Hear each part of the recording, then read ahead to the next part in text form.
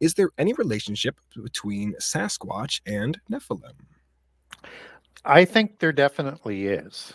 And so the Sasquatch overlap into having some sort of connection with aliens. There seems to be association there. And they're definitely related to the little people. Mm. So it's a very interesting being, but they're not giants like the Nephilim. But yet they seem to be intelligent beings. So I think they're part of the greater Nephilim concept, and we'll be talking more about that because elves and fairies and things are also part of the costumes, and that's the Mm. elementals. That there's another question coming down the road, so I won't spend too much time there right now. And so when we look at them as part of a greater Nephilim concept, a similar type of creation, but something different or unique, and they may not have as much human component in them, but they definitely have intelligence, and we know that, and they have a tapping language that they can use, and they make sounds, but they're not as high up on the visible hierarchy if indeed they are one of those Nephilim um, creatures. And the Nephilim would be, and the Rephaim would be at the top of the visible ones, and the Bigfoot, Sasquatch, Yeti, it's the same tradition all around the world, just different names, both before and after the flood. So it's been with us all throughout our history, like the little ones. And so they have glowing eyes. Well, Mm. the giants were known as the shining ones because their eyes would light up a whole room. Wow. So there's a connection there. And the eyes of the Bigfoot are like amber and red and white, and sometimes an orangey blue. That's what I'm told. I've not Interesting. seen any, so I'm only doing research on it. And so again, we have like, you know, hazel eyes is your typical color for the giant eyes, or blue eyes, or these really dark brown eyes. So something a little bit different, but it's the eyes that are shining. And so they live in caves a lot, and a lot of the giants lived in caves. Biblically, we look at the Horim as cave dwellers and hairy, and and Bigfoot is very, very hairy. So again, another similarity. So if we look at, and you could also look at the understanding that underground cities might have been built by Nephilim before the flood Mm. and the technology, and maybe again after the flood. So maybe they're escaping in there because with the caves, you get a connection into portals. Just as you have, let's say, for a quick example, you have the gateway to Hades at the foot of Mount Hermon that Baal would go back and forth while he was the offspring god after the flood for as long as he remained outside the pit prison, because he did the same crime. So he went there as well shortly after the flood, but he would go back and forth. And so that's another, circle kind of has that imagery of that portal that we were talking about, and or a mirror that is thought to be another portal, and a fairy dolmen, like a mini Stonehenge, is another portal. Hmm. And so it's these kinds of portals all around the world that on Halloween the demon spirits would come through. So now, how would we get there? Well, there's an interesting thing when we look at the word demigod. It's from the Indo-Aryan language of the giants, and it was semi deus, and it's half god. So semi-divine is another Hmm. term that we would have in English for it, or demigod, half god, half human, as they were understood in ancientology. And so that's how it's generally thought. But we get something a little bit different with Gilgamesh. In the Epic of Gilgamesh, the son of King Lugalbanda and the fertility goddess Nin, who's a bull god, and Gilgamesh is called a bull, and um, so is Lugalbanda a bull, because the bulls were the giants and the gods. And so the bulls of Bashan, Yep. as in Baal's a bull, the Ugaritic Tech Rephaim are bulls. The bulls of Bashan that are taunting Jesus on the cross in the book of Psalms are the demonic spirits and the fallen angels. Wow. So now, as we move forward on this understanding, they are 2/3 God, 1/3 human.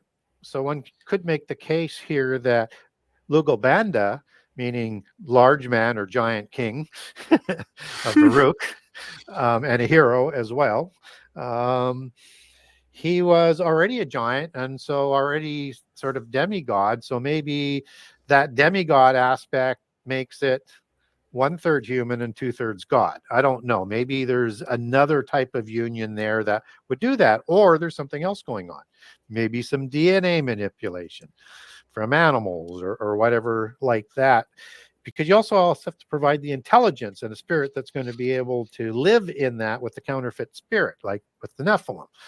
That comes from the fallen angels. Okay, so now if you're still with me on all of that, just laying that down, like there may be different mixes in terms of the angelic technology than what they can do. Then if we look at some gods in some different pantheons, we get an ape god that's in the Indian pantheon, and that is Hunaman.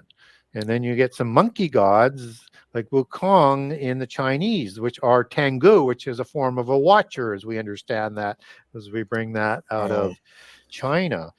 And then you also have in the Gnostic book, the secret book to John, a god named Adonine, which had an ape face as well. So it could be from a god who had an ape or a monkey face, because you get that sort of relationship. But you also get in another Gnostic gospel, and this one is really interesting. It's called Pistis Sophia, and in it, in a chapter, book 4, chapter 126, and I always keep it handy because it's just it's got so much in it. And it's got these watchers, these archons that are in the pit prison. So this is a polytheist doctrine, polytheist gospel testifying to watchers in the pit prison.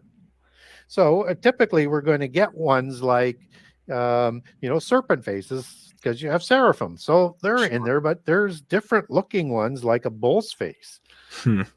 And you get another one that's like a lion's face or a cat's face. While on a cherubim, you have a human face, a bull face, a lion face, and a bird face. And so you have one that's in there that is named Luchar, Luchar, and he has a bear's face. So if we were to say, okay, well, but that's a Gnostic gospel, even though they're talking about the watchers that are in the pit prison that polytheism doesn't like to recognize, that those fallen angels would have been punished for the crimes that they did, and those same ones who brought the flood in polytheist traditions, even though they call the God of the Bible the evil one for bringing the flood. Having said all of that, we understand, and in book 2, I cover up the hierarchy of the angels, and we don't get definitions with faces to all of them. We can figure out what an Ophanim is. We can figure out what cherubim are, seraphim, and archangel, and at the lowest rank, just the angels. But we don't know what giants in between those two areas look like in the other levels. And so when we have Dunamis, and we have Excusia and Icarus and Cartacci and all of those other names for these different ranks, we get them translated as mighty angels, we get them translated as power, the powers and angels, arche as principalities, but we don't get descriptions of them. But there had to look like something if all the other angels look like something. So there's a possibility other watchers created other types of beings, but they're either maybe in lower in rank and therefore had to do a lower level of creature, like the little elementals and or things like the Bigfoot. but they are intelligent and they're associated in the cult and part of the whole history of polytheism. It's not just a more recent thing. Oh, and by the way, there's also a dog face watcher in there as well. Dogmen, yeah. Dogmen. And what's interesting is Anubis is a jackal god. Biblically, Nebaz is a dog-headed god the Avim worshipped in the Mesopotamian region, just as in that same region they worship Nergal, a lion-faced god, lion men of Moab, and Urmhalu, and creatures like that. So it starts to make sense that there could be a mixing in of animals in here, and they may have a lower percentage of the god that goes into that mix that creates these beings. And so I would say there's a greater Nephilim umbrella group of beings, but as you go down through the hierarchy, the elementals would be at the bottom and you would put the Nephilim at the top.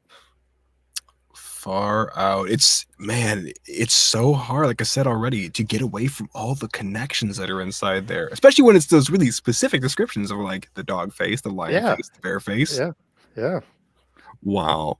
There's actually a couple of YouTube channels that I have followed for a while. One of them is The Facts by How to Hunt, and a lot of the descriptions on there are almost across the board the same, where they describe the eyes, the glowing eyes. They even describe the smells that these things give off.